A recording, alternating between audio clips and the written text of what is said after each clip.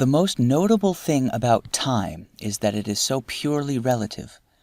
A large amount of reminiscence is, by common consent, conceded to the drowning man, and it is not past belief that one may review an entire courtship while removing one's gloves. That is what Trysdale was doing, standing by a table in his bachelor apartments. On the table stood a singular-looking green plant in a red earthen jar. The plant was one of the species of cacti, and was provided with long, tentacular leaves that perpetually swayed with the slightest breeze, with a peculiar beckoning motion. Trysdale's friend, the brother of the bride, stood at a sideboard complaining about being allowed to drink alone. Both men were in evening dress. White favors, like stars upon their coats, shone through the gloom of the apartment. As he slowly unbuttoned his gloves, there passed through Trysdale's mind a swift, scarifying retrospect of the last few hours. It seemed that in his nostrils was still the scent of the flowers that had been banked in odorous masses about the church, and in his ears the low-pitched hum of 1,000 well-bred voices, the rustle of crisp garments, and, most insistently recurring, the drawling words of the minister, irrevocably binding her to another. From this last hopeless point of view he still strove, as if it had become a habit of his mind, to reach some conjecture as to why and how he had lost her. Shaken rudely by the uncompromising fact, he had suddenly found himself confronted by a thing he had never before faced, his own innermost, unmitigated, and unbedecked self. He saw all the garbs of pretense and egoism that he had worn, now turned to rags of folly. He shuddered at the thought that to others, before now, the garments of his soul must have appeared sorry and threadbare. Vanity and conceit, these were the joints in his armor. And how free from either she had always been. But why? As she had slowly moved up the aisle toward the altar, he had felt an unworthy, sullen exultation that had served to support him. He had told himself that her paleness was from thoughts of another than the man to whom she was about to give herself. But even that poor consolation had been wrenched from him, for when he saw that swift, limpid, upward look that she gave the man when he took her hand, he knew himself to be forgotten. Once that same look had been raised to him, and he had gauged its meaning. Indeed, his conceit had crumbled. Its last prop was gone. Why had it ended thus? There had been no quarrel between them, nothing. For the 1,000th time he re-marshaled in his mind the events of those last few days, before the tide had so suddenly turned. She had always insisted upon placing him upon a pedestal, and he had accepted her homage with royal grandeur. It had been a very sweet incense that she had burned before him, so modest, he told himself, so childlike and worshipful, and, he would have once sworn, so sincere. She had invested him with an almost supernatural number of high attributes and excellencies and talents, and he had absorbed the oblation as a desert drinks the rain that can coax from it no promise of blossom or fruit. As Trysdale grimly wrenched apart the seam of his last glove, the crowning instance of his fatuous and tardily mourned egoism came vividly back to him. The scene was the night when he had asked her to come up on his pedestal with him and share his greatness.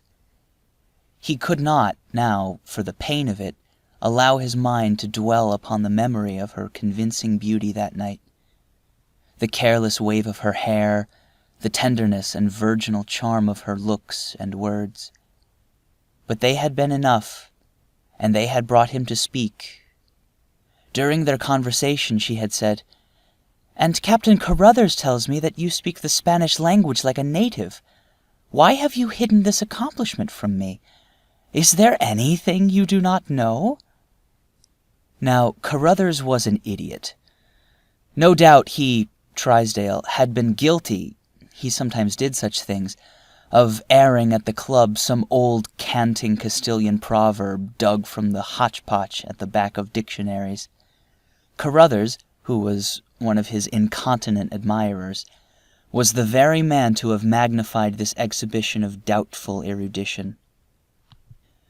But alas, the incense of her admiration had been so sweet and flattering. He allowed the imputation to pass without denial. Without protest, he allowed her to twine about his brow this spurious bay of Spanish scholarship. He let it grace his conquering head, and among its soft convolutions he did not feel the prick of the thorn that was to pierce him later. How glad, how shy, how tremulous she was! How she fluttered like a snared bird when he laid his mightiness at her feet! He could have sworn, and he could swear now, that unmistakable consent was in her eyes, but coyly she would give him no direct answer.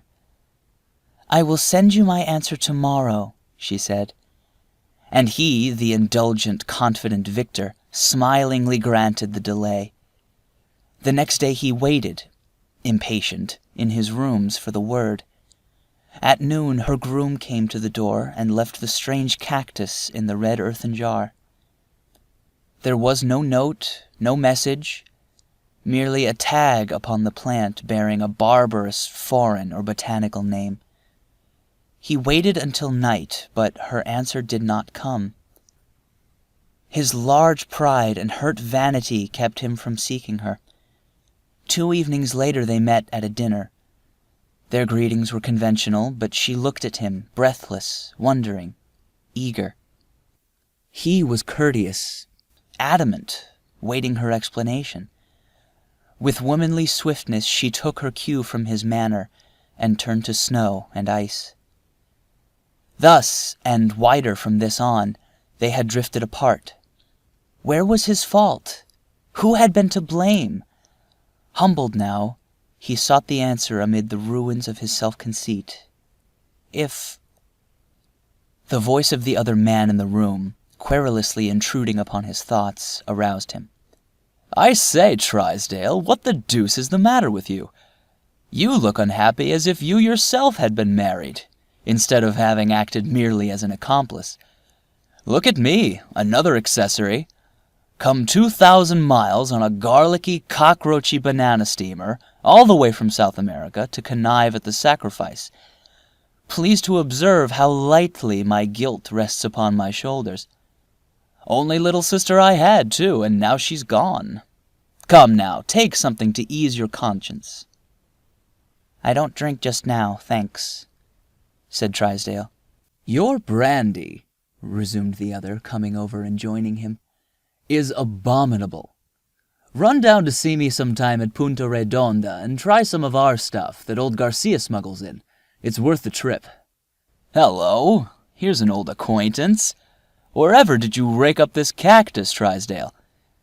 "A present," said Trysdale, "from a friend. Know the species?" "Very well. It's a tropical concern. See hundreds of 'em around Punta every day. Here's the name on this tag tied to it. Know any Spanish, Trysdale?" "No," said Trysdale, with the bitter wraith of a smile. "Is it Spanish?" "Yes, the natives imagine the leaves are reaching out and beckoning to you. They call it by this name, ventomarme. Name means in English, come and take me."